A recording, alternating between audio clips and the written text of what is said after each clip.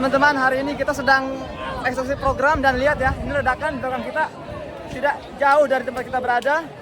Teman-teman, jadi sudah ada wacana, ada masukan dari salah satu menteri di pemerintahan Zionis Israel, masukan untuk menyerang Gaza, membumi hanguskan Gaza dengan senjata nuklir. Jadi teman-teman, lagi-lagi ini adalah salah satu bentuk frustasi mereka dan depresi mereka, bahwa mereka ini tidak bisa menundukkan kekuatan para pejuang dan juga mereka tidak bisa menundukkan Gaza. Akhirnya mereka menggunakan ide-ide yang di luar batas normal gitu. Zionis juga mereka sudah kocar-kacir, sudah banyak sekali yang merongrong Netanyahu ini untuk stop, berhentilah. Berhenti, jangan lanjutkan, kita sudah tidak mampu nih. Kementerian Keuangan sudah merongrong ya. Para pengamat militer juga sudah mengatakan ini sudah pasti kalah. Tinggal si Netanyahu ini doang nih yang masih keras kepala. Tahu gak kenapa? Karena Netanyahu ini. Assalamualaikum teman-teman, selamat siang waktu Gaza Palestina. Hari ini hari Ahad 5 November 2023. Kita masih terus melanjutkan penyaluran program kemanusiaan, dan kali ini kita menyalurkan amanat dari para donatur yang berdonasi melalui lembaga Street of Aqsa. Ini adalah lembaga yang dikelola langsung oleh Gurunda Ayahanda Ustadz Bakhtiar Nasir. Masya Allah, setelah kemarin juga sempat kita eksekusi program bantuan kemanusiaan dalam bentuk kupon belanja, hari ini kita eksekusi program makan siang. Jadi hari ini 1000 paket makan siang akan kita bagi-bagikan, distribusikan kepada para pengungsi yang ada di wilayah jalur Gaza bagian selatan. Jadi satu paket makanan itu untuk 3 orang. Tapi memang sudah kita sesuaikan ukurannya. Insya Allah itu cukup untuk 3 orang, seperti yang sudah saya jelaskan di video-video sebelumnya.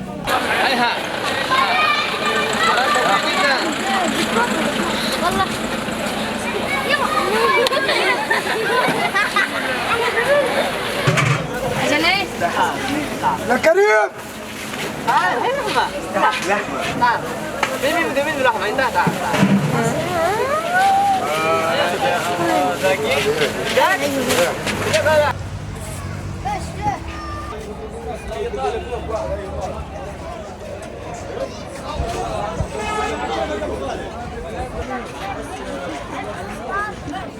Ya teman-teman, kita sudah sampai di pengungsian. Kita lihat ya, ini suasananya.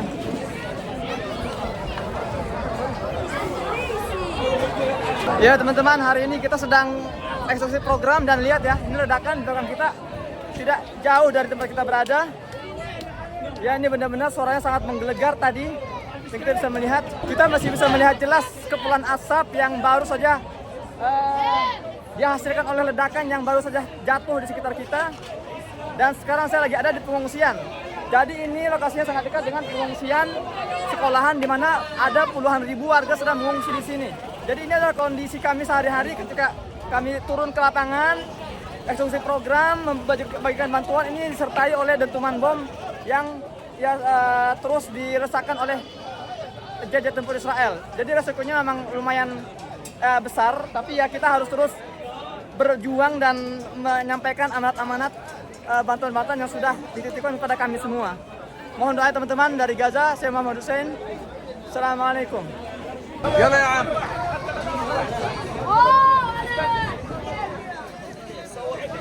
Bismillahirrahmanirrahim. Assalamualaikum warahmatullahi wabarakatuh. Teman-teman, ketemu lagi dengan saya. Semoga nggak bosen ya ngedengerin celotehan saya dan curhatan saya, informasi saya. Ya, semoga ini semua ya menjadi amal jariah kita semua ya. Teman-teman, saya harap kalau antum mendengar konten-konten saya ini ya, video-video saya, jangan disimpan sendiri, jangan difahami sendiri, tapi juga disebarkan untuk mengcounter narasi-narasi yang menyudutkan perjuangan Palestina. Baik, alhamdulillah wassalatu wassalamu ala rasulillah.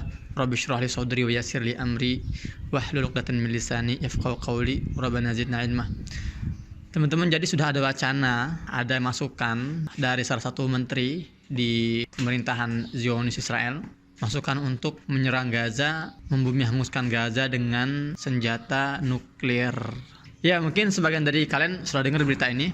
Dan memang ini fix, ini bukan hoax, tapi ini memang statement yang dikeluarkan oleh salah seorang menteri kebudayaan dan warisan Israel. Kocak sebetulnya. Emang Israel punya warisan. Mungkin di Indonesia pernah kita ada konflik dengan saudara-saudara kita di Malaysia ya tentang tradisi-tradisi yang menjadi rebutan. Ya, tapi itu ya nggak terlalu substansi ya.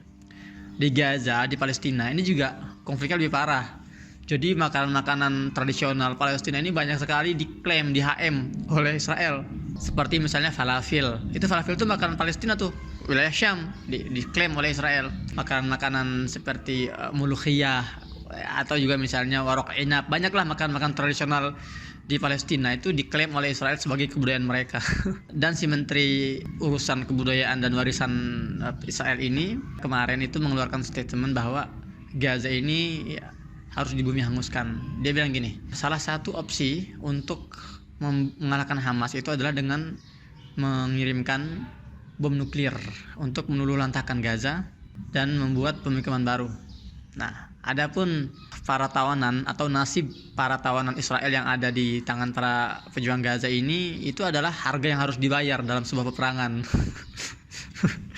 Ya Allah, ini lagi-lagi menunjukkan bahwa mereka panik, mereka nggak mampu mengalahkan para pejuang, ya mereka tidak mampu menundukkan Gaza. Akhirnya mereka mengeluarkan statement-statement yang menunjukkan jati diri mereka, menunjukkan bahwa mereka ini memang bangsa yang barbar dan teroris. Dan di sini saya akan menyebutkan beberapa respon, bukan respon dari luar, respon dari orang-orang Israel sendiri tentang kelakuan si menteri ini. Oke, jadi ini nama menterinya itu adalah Amichai Eliyahu. Nih mukanya nih. Tuh orangnya tuh ya. Di sini judulnya Ghabiyun Afsad Da'ayat Israiliyah. Si goblok katanya, si dungu yang telah merusak propaganda Israel, Ghabiyun Afsad Da'ayat Israiliyah. Da'awatun li muhasabatil wazir Eliyahu ala tasrih an-Nawawi. Banyak seruan-seruan untuk menghukum si Menteri Eliyahu ini atas statementnya tentang bom nuklir. Oke. Jadi kita mulai dari di sini ada misalnya seruan atau respon dari keluarga para tahanan ya, para tawanan Israel yang ada di Gaza. Dia bilang si Menteri goblok ini harus segera dihukum. Ya, dihukum karena dia berusaha menggunakan atau memberikan proposal penggunaan bom atom atau bom nuklir ke Gaza.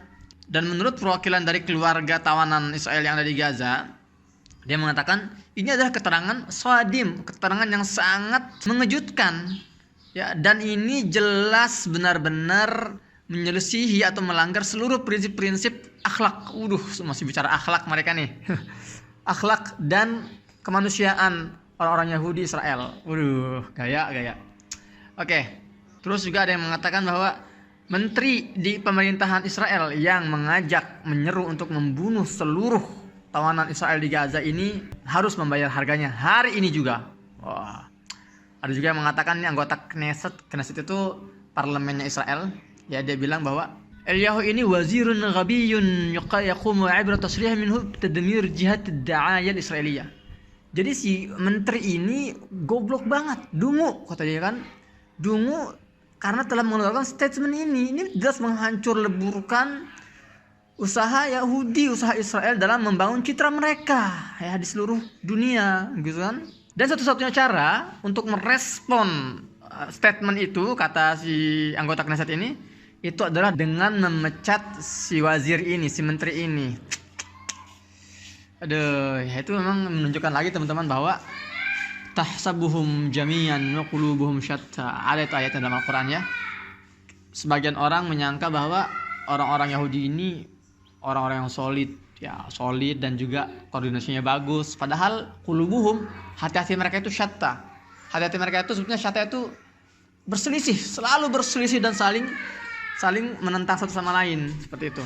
Jadi teman-teman, lagi-lagi ini adalah salah satu bentuk frustasi mereka dan depresi mereka, bahwa mereka ini tidak bisa menundukkan kekuatan para pejuang dan juga mereka tidak bisa menundukkan Gaza ya. Akhirnya mereka menggunakan ide-ide yang di luar batas normal gitu. Saya juga mau mengupdate tentang kondisi di Gaza hari ini, teman-teman. Jadi beberapa jam lalu, sekitar 2 jam lalu ya, saya datang ke salah satu pengungsian.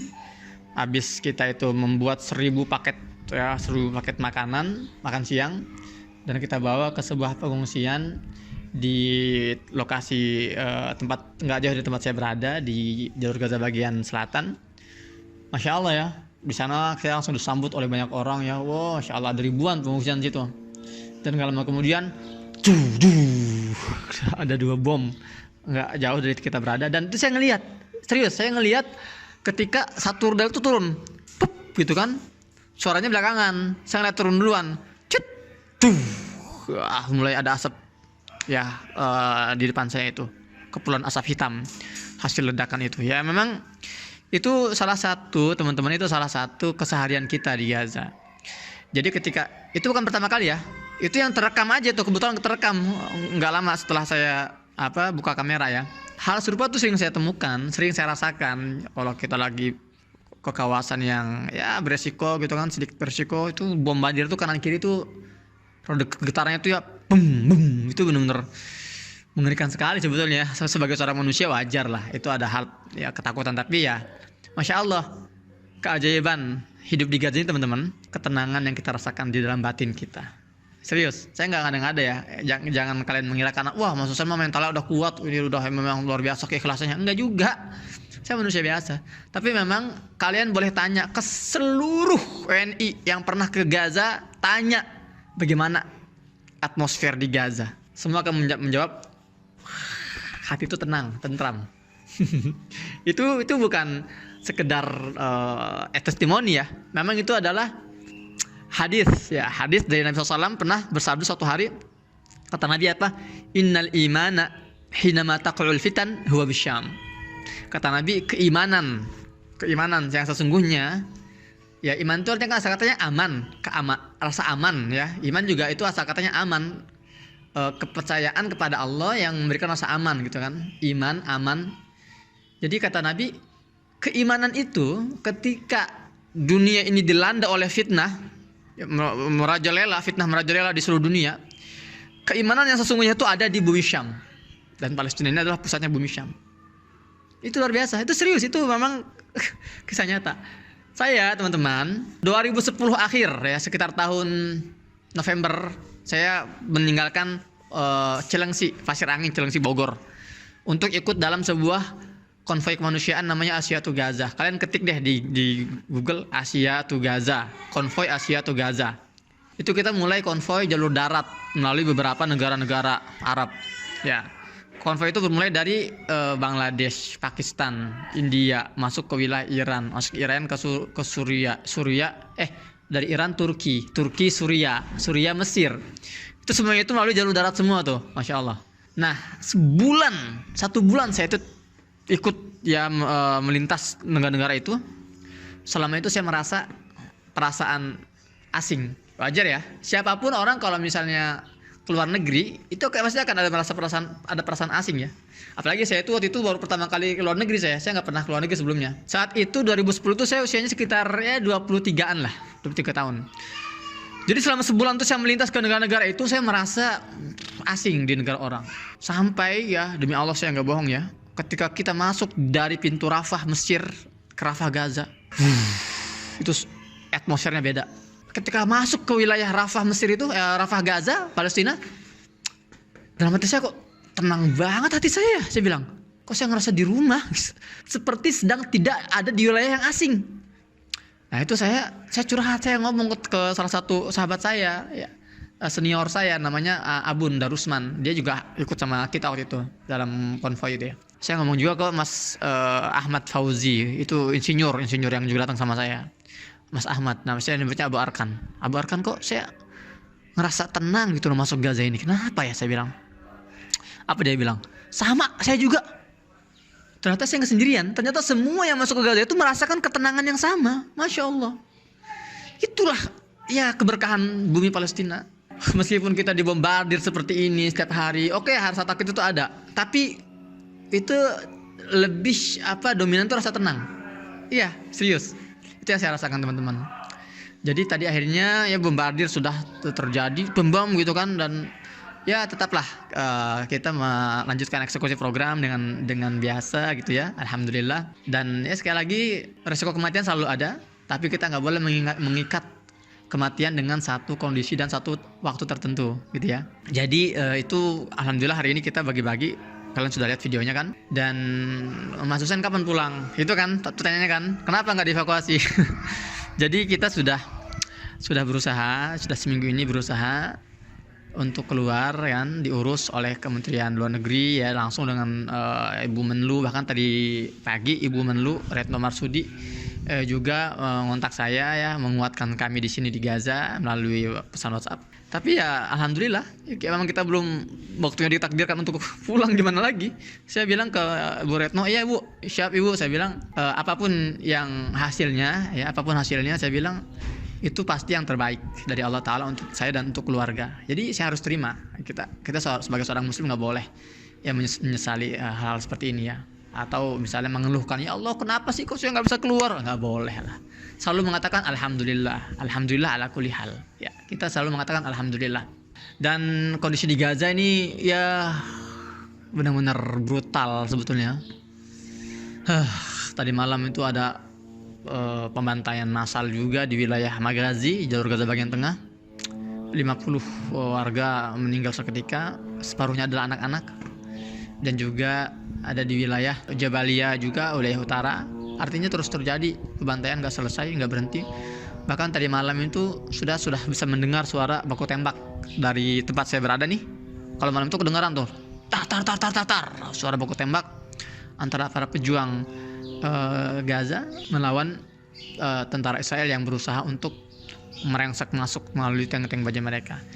Dan bagaimana kabar para pejuang yang terus menghalau serangan-serangan darat? Masya Allah teman-teman, luar biasa. Secara hitam putih ya, secara logika rasional harusnya para pejuang ini udah kalah, udah babak belur dari awal, dibombardir berkali-kali dengan belasan ribu ton bombardir tuh terus menghantam Gaza, terus menghantam wilayah-wilayah pangkalan-pangkalan para pasukan Gaza. Tapi Masya Allah, nggak tahu dari mana kok muncul aja gitu loh. Di perbatasan tuh tiba-tiba tank 2 tank 3 tank lewat, bam dihancurkan oleh roket Yasin 105 semalam. Dan setiap hari itu pokoknya kalau malam itu jubirnya Al-Qassam itu merilis video-video pertempuran ya. Jadi mereka memang fair. Nih, oke, kita kasih lihat, kita buka kartunya. Kita selalu mentarget para tentara. Jadi mereka memang dari awal tuh ketika diancam oleh Israel mereka akan melakukan serangan darat ya, selalu jawaban sama.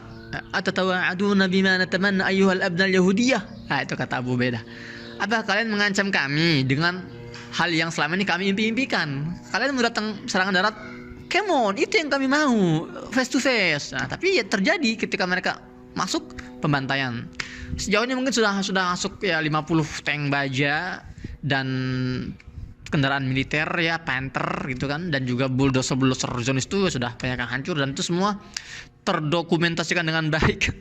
Nanti mungkin lihat sebagainya ya di media sosial. Yang pasti saya nggak mungkin saya tayangin di sini. Tapi kalau kalian mau lihat video-videonya, kalian sekali lagi bisa masuk nih ke barcode ini ya. Ini barcode ini akan membawa kalian masuk ke channel Telegramnya Gaza Media.